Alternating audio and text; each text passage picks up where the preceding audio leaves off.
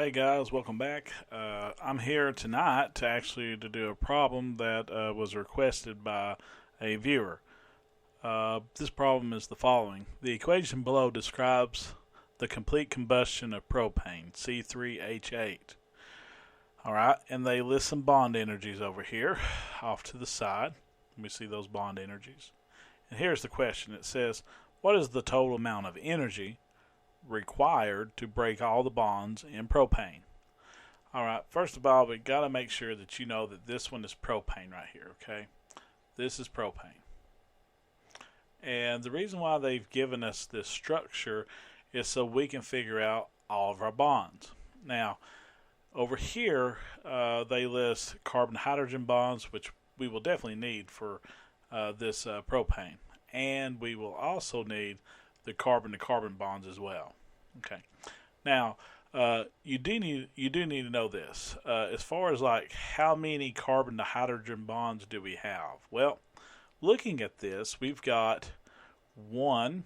Okay, watch this. I'll circle these so you can see them. 1, 2, 3, 4, 5, 6, 7, 8. We have 8 carbon-hydrogen bonds. So we have 8 of those. Okay. And now we need to focus on how many carbon-to-carbon bonds we have. Well, if you look, we have the carbon-to-carbon bonds in the center on the chain. Okay. We have a carbon-to-carbon bond here, and we have another carbon-to-carbon bond here. So we've got 2 of those. So we've got 2 carbon-to-carbon bonds. Okay.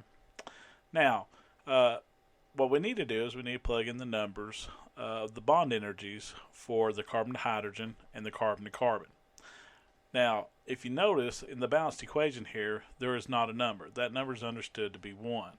So, in theory, we have a coefficient of 1 out here multiplying all of this. Okay. You don't have to write that, but if we had a 5 like they do on this oxygen, we would have to write the 5 there. Okay? Alright. Anyway, with that being said, let's continue working this problem. Okay? We don't really need the parentheses and that 1 out there because it's just a coefficient of 1. Alright, so we have 8 times the carbon to hydrogen bond is 416 kilojoules per mole, and we have 2 carbon-to-carbon bonds, which are 356 kilojoules per mole. Now all we got to do is type all this into the calculator. So let's get us a calculator here.